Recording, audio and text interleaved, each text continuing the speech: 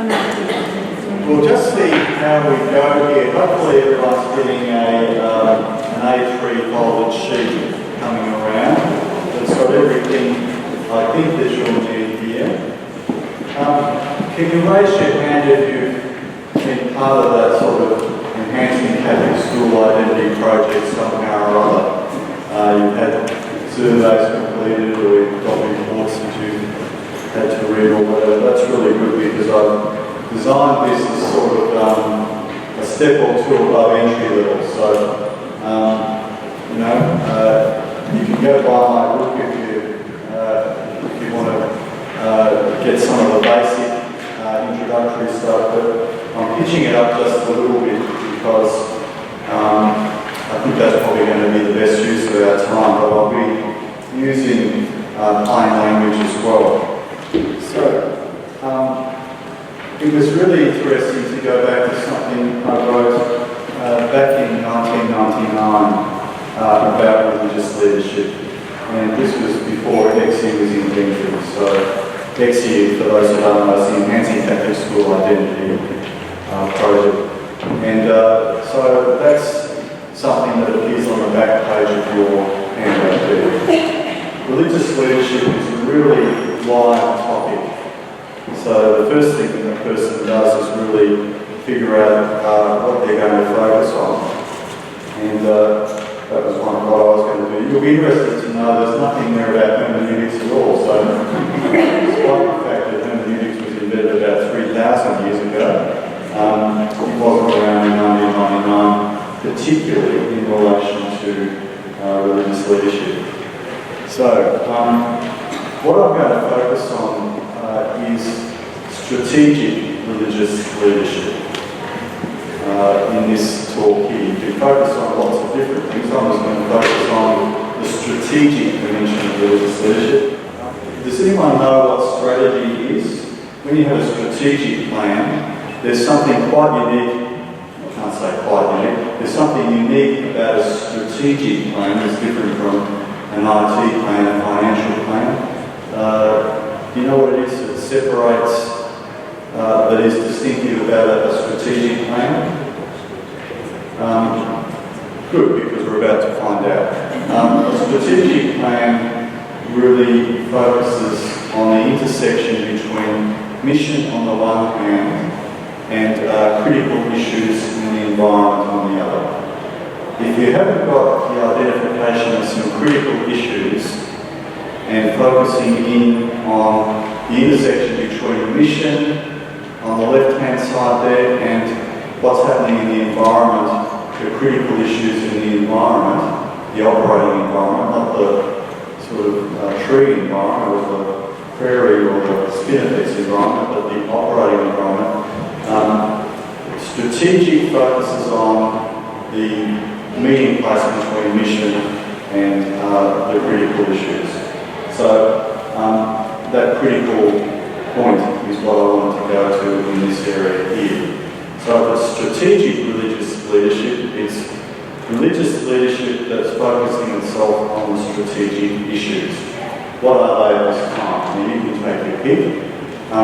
What I've done is just when I think about the environment here, and it came up so powerfully in the little conversation we were just having, this is a picture of Christendom here. In Christendom you had the village, and right in the centre of the village was the cathedral, or the church, being the biggest building, the most powerful building, and it's a wonderful image of what we used to have, that religion, state.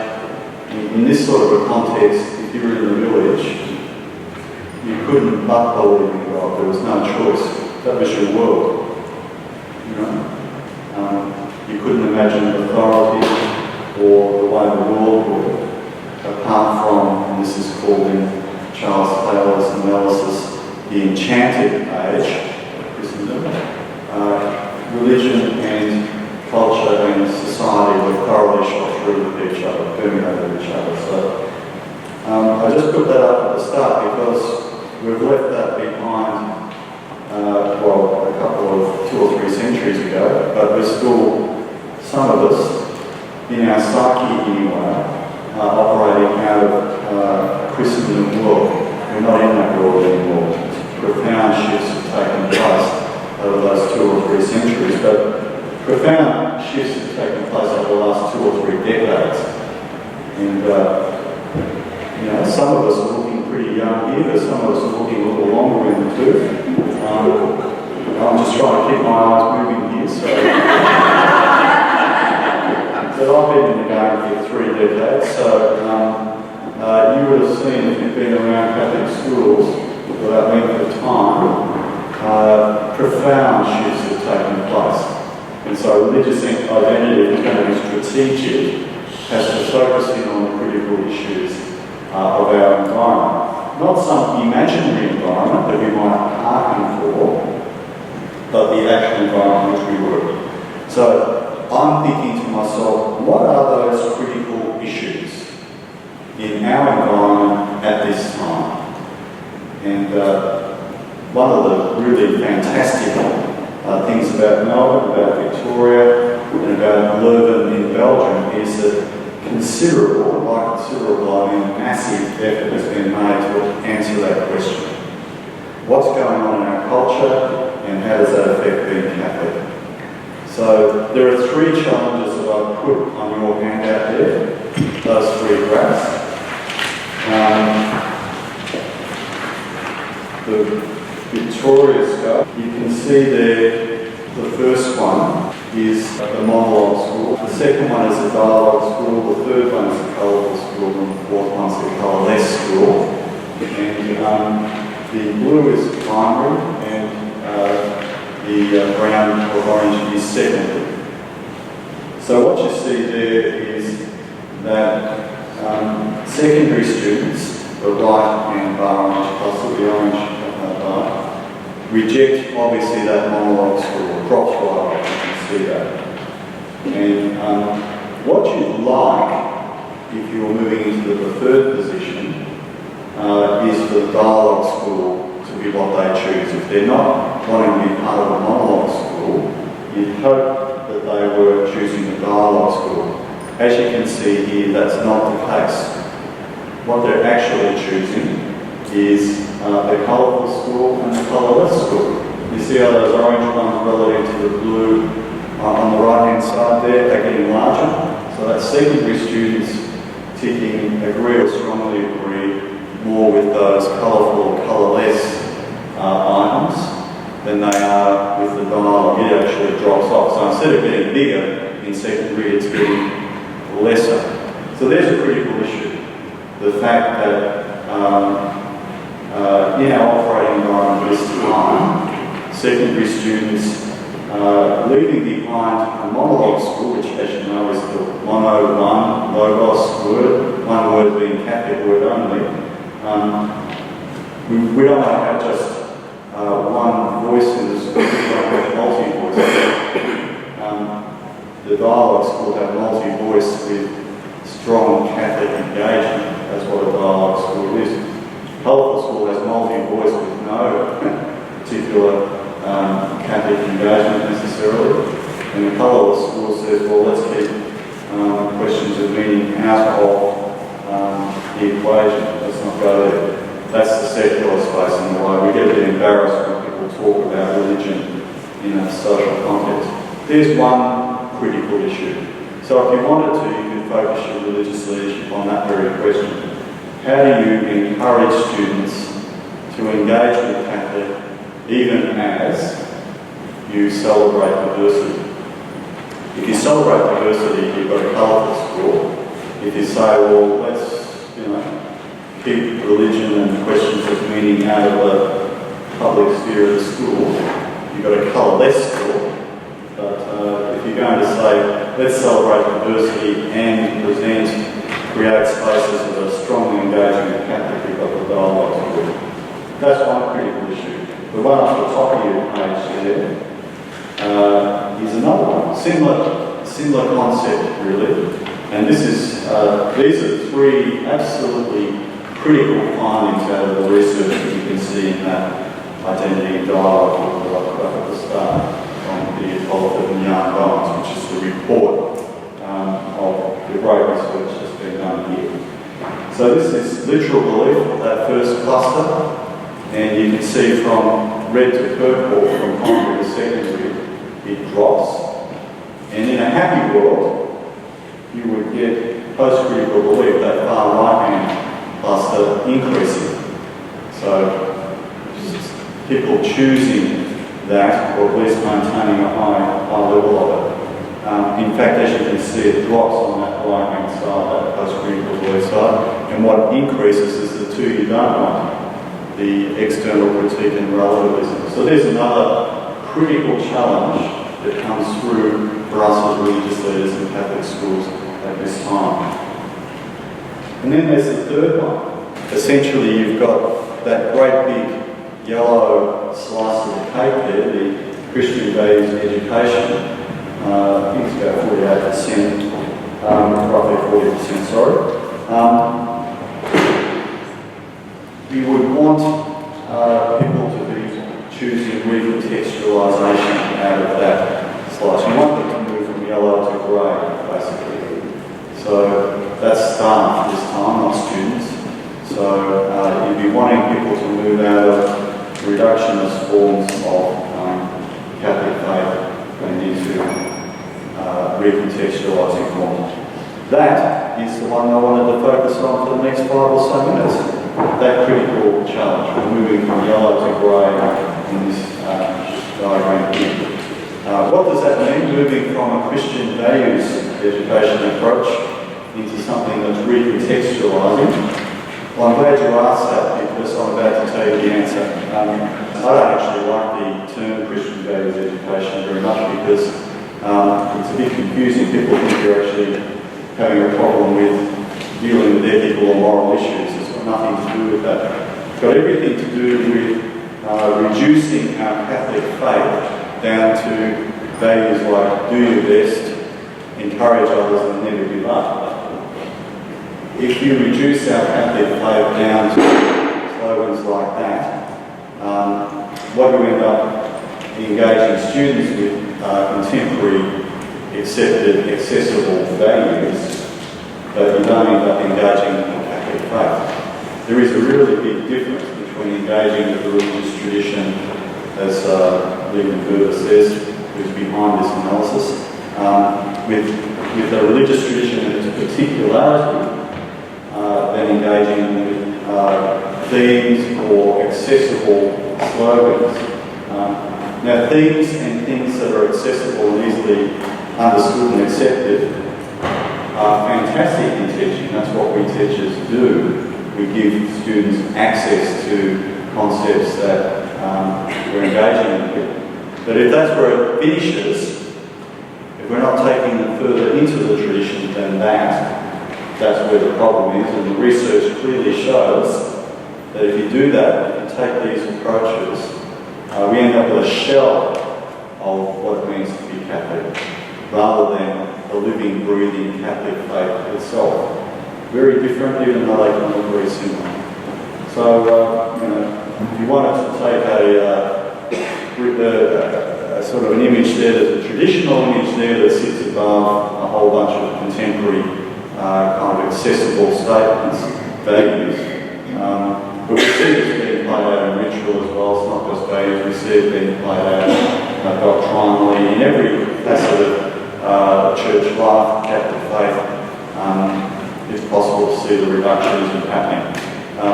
And the two don't really connect up, join up and speak to each other, and so they don't have the impact that they could.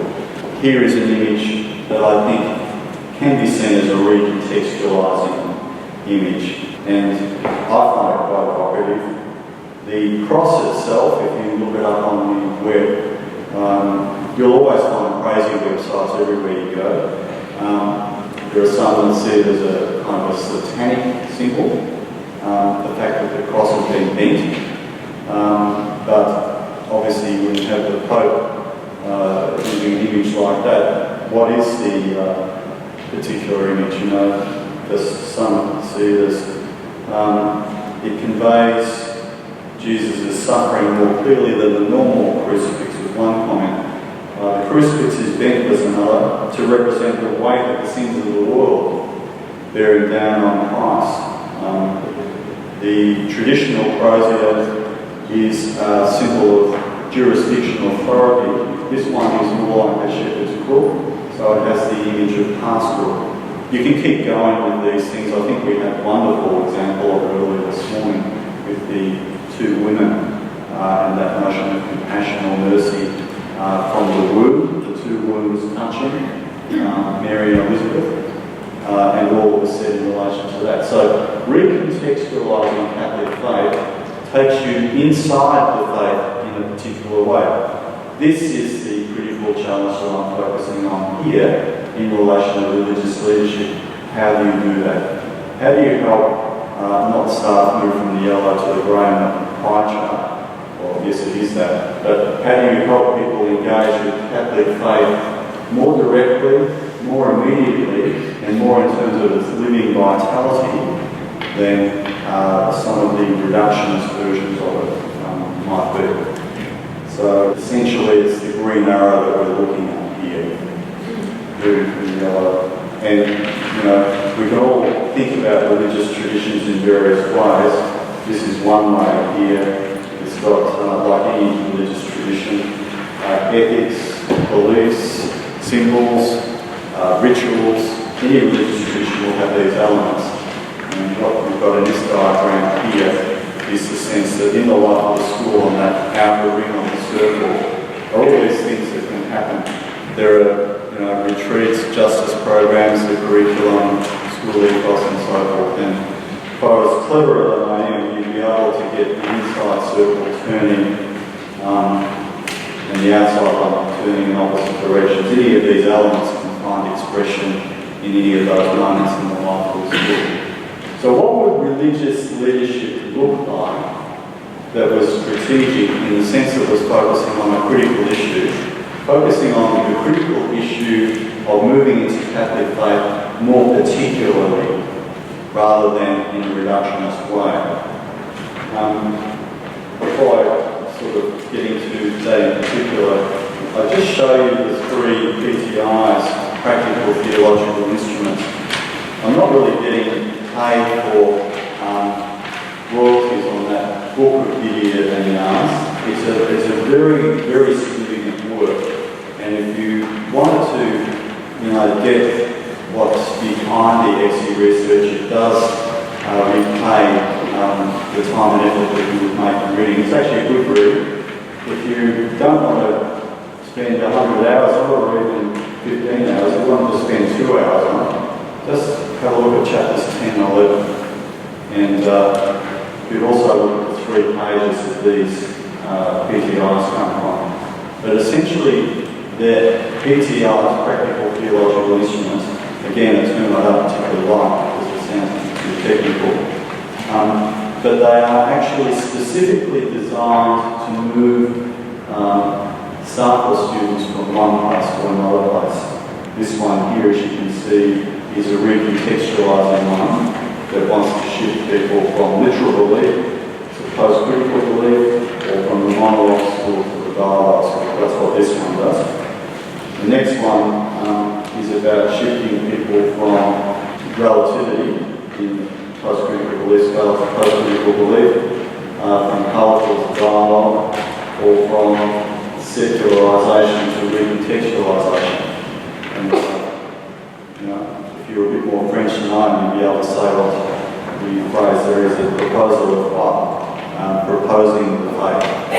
I like the next one. This is confrontation.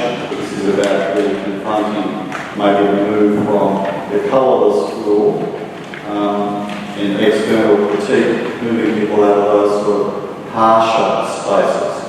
So again, I guess I'm giving you a whole lot of tasters here that in your own religious leadership, given that we've spent so much time and effort on the XE analysis, to go and do some further work if you haven't done so much work already in relation to some of the key findings from this research. What are some of the key findings? Well, I just wanted to focus on that one challenge there of moving from Christian values education into recontextualisation. Why am I doing that? Because I think it's the critical challenge.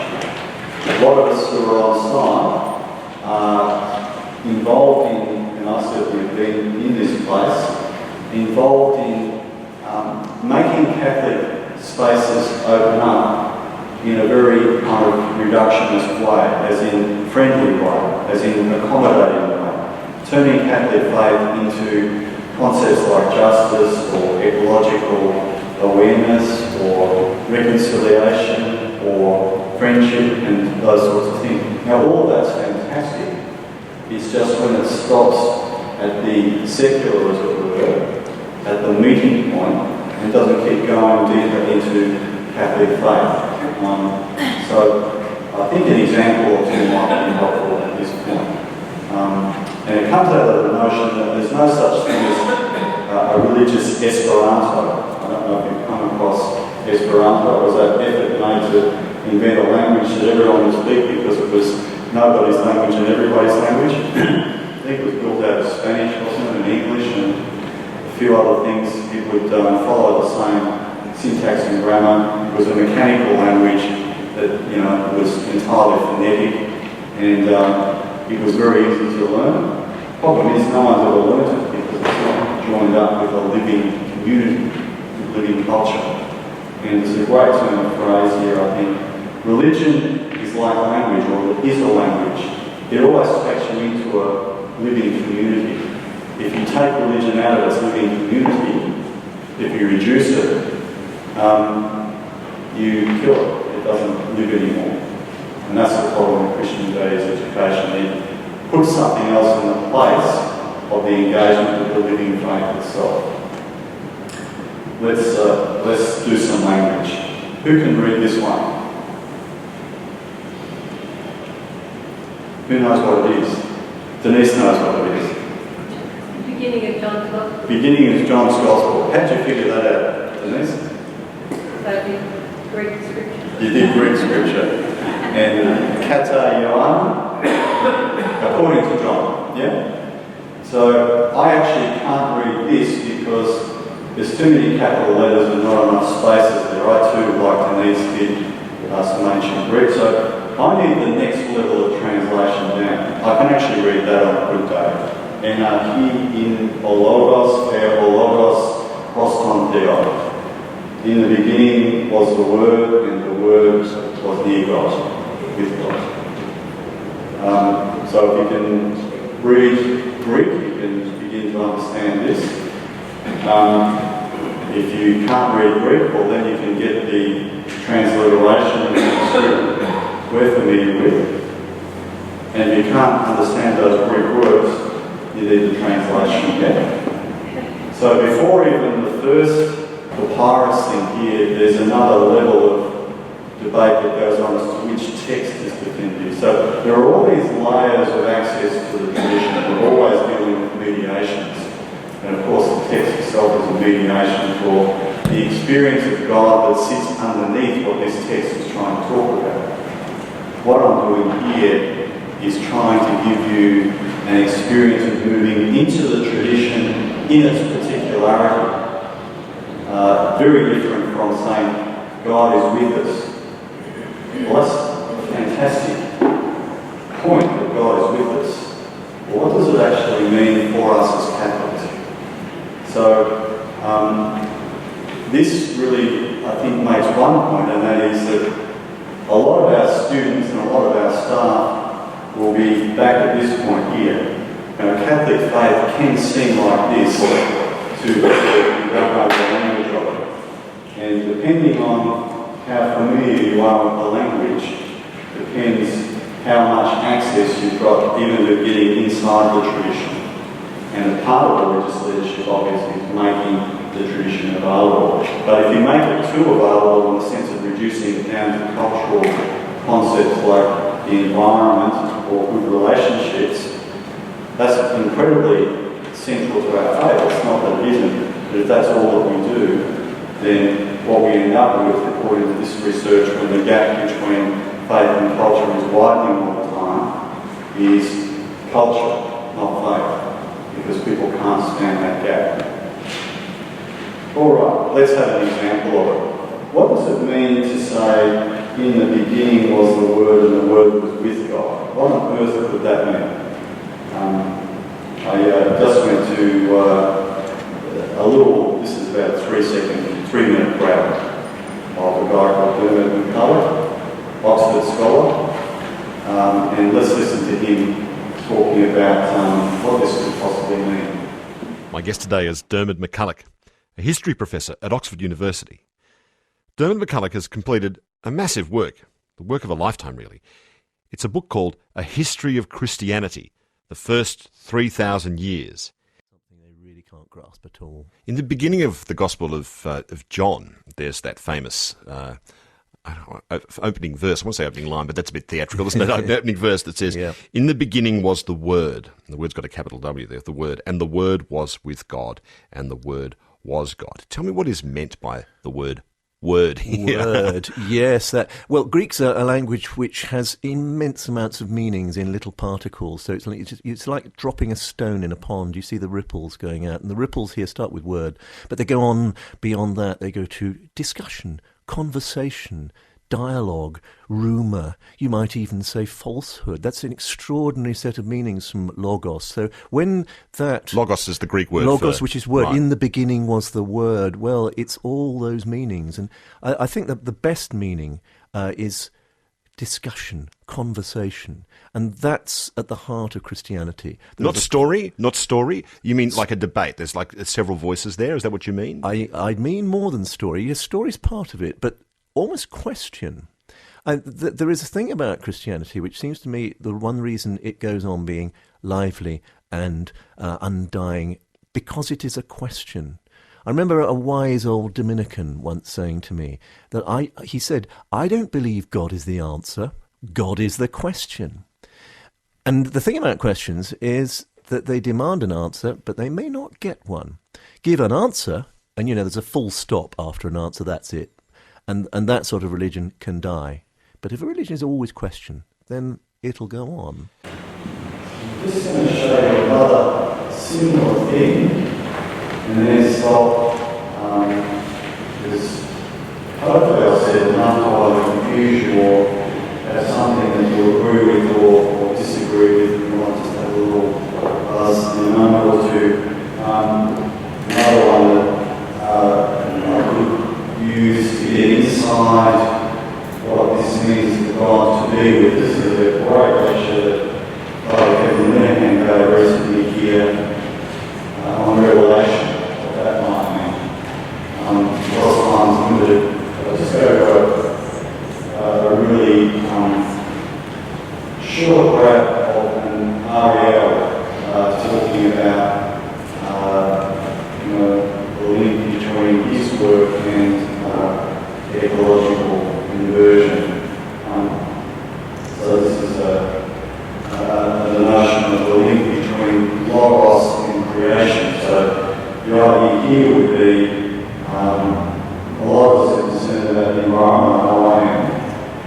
You can deal with the environment in a very reductionist way, just like the Greens, that's a word, or you can deal with the environment in that way and also move into Catholic faith in a certain way. In that sort of Vatican II shift from from a very high Christology to a much sort of lower Christology, I think the Johannine text is more difficult for people to access because it actually presumes a high Christology. But again, I think that when you walk through the text, and it is a matter of kind of just walking through it, you can see this story unfolding. John the Baptist came and you didn't recognise him, and it's almost like, okay, well, finally God realised that God had to fully enter into our human experience. And so I think talking about Jesus as God entering fully into what does it mean to be a human being, what does it mean to live the struggles of a human being, I think people can, particularly because of that very prevalent low Christology, people can kind of tap into that. Okay, so just before I invite you to talk to a person or persons next to you, I'll just sort of recap the logic of what I've been saying. So religious leadership has many different facets to it. On the back page of the handout there, it just has a few. I'm focusing on strategic religious leadership, and that is focusing your leadership on one or two or three key critical issues. It's going to be strategic, that's what it has to do. Can't do everything, so best to do a small number of things as well as you can. I've chosen three critical issues not out of thin air, but out of the research that we've been doing here for the last best part of 10 years. And I've given you the three in those graphs there that are really worth reflecting on. I'm sure you already have been. And then there are particular instruments that I've just mentioned that I haven't gone into. And I'm hitting one of the key critical issues in particular, and it's that movement from generalised, reduced presentations of Catholic faith into a more direct engagement. And I'm using the beginning of John's Gospel as an example of what it means to get into our faith tradition, more particularly with students and with staff. So I'm giving you two examples of that. One is the notion of the word logos, meaning conversation. In the beginning was not the word, not the logos. In the beginning was the conversation, and the conversation was God, and the conversation came to dwell with us. And conversation means to, in the Old English, to dwell among. That's what a converse is, to actually pitch your tent and dwell among. So the conversation dwells amongst us and becomes part of us. So if we were doing this, it would be a particular way into the tradition. God is one of us. We are joining God's conversation. Or another take altogether is to say all things were created through Him, is what's appearing later in the prologue. So the link between Jesus, the second person of the Trinity, and creation, all of creation, created through Him. In Him, creation had its being. The notion that why we care for creation is it's an expression of God, created by God. Can you see how this is taking us beyond a culturally acceptable point of entry? So important for teaching to have a point of entry, point of connection with students, with staff, into a Catholic place that's going down the well a little deeper. We're opening up the treasure chest a little more fully and delving around inside it to pull out of the tradition of faith some of the riches that are a little bit below the kind of slogan surface. I'm going to stop there and just invite you maybe to turn around in groups of twos or threes, whatever you feel comfortable doing. Just have a bit of a conversation, and then we'll have a logos with each other after that. Any thoughts or reflections? We're finishing with this conversation with each other. So when we're talking strategy, strategy focuses on the critical issue, and then it starts to plan around that.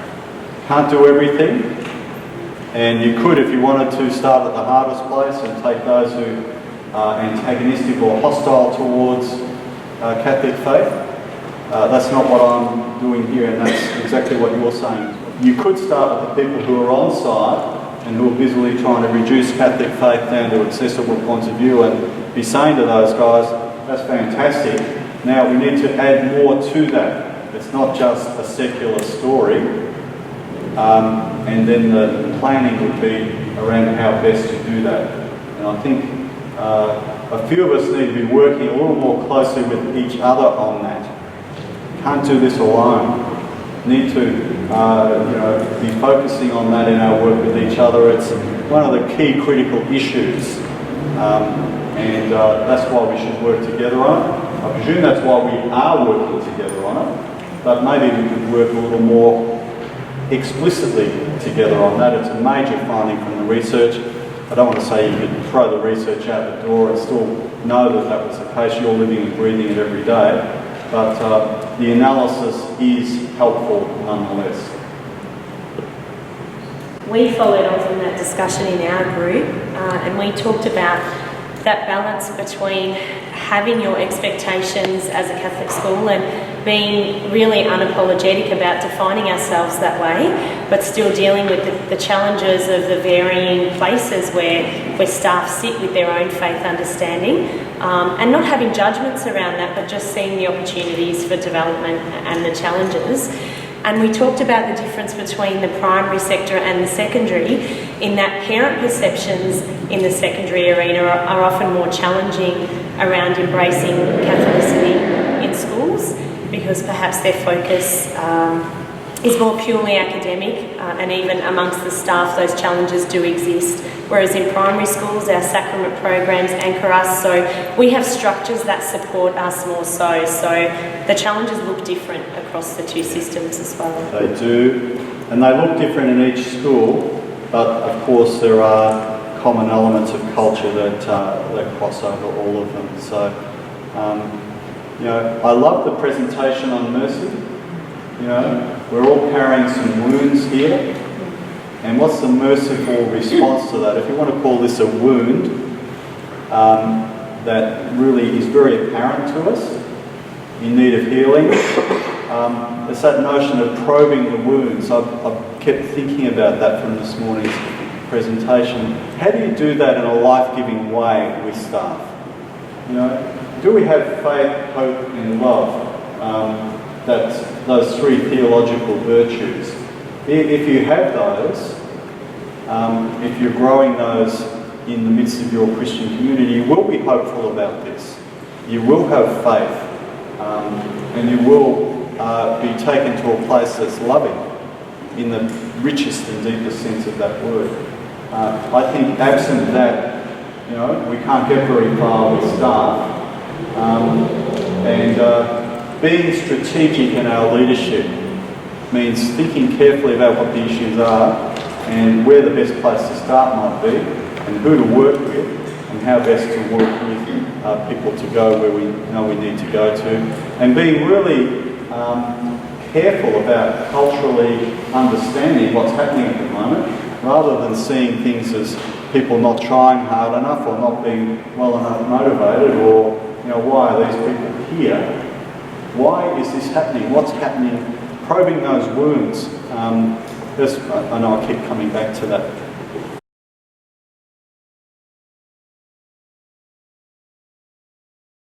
Now, when I was writing this book on Catholic identity, my cousin, who isn't so involved so much anymore with her Catholic faith, said to me, "Oh, you'll have a chapter on the sexual abuse crisis." And it hadn't even occurred to me, and then I thought, of course you would, because when you say the word Catholic out there at the moment, this is what comes up for people.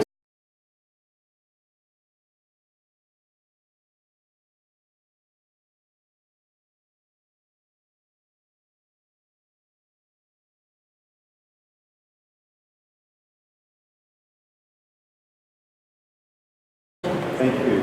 If you're a religious leader in a school, unless you've taken way too many happy pills, you'll be realising that not everyone's on the same page here, So it's how people actually move into these spaces in a resilient and hope-filled and life-giving way.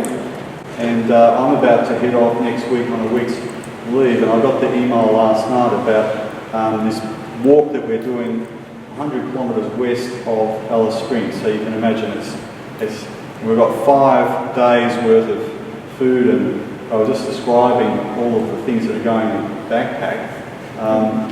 You can't do these things on your own. You must have fellow travellers. Any of us who wants to be a religious leader addressing these strategic, critical issues has to be part of a community of people working on this stuff together.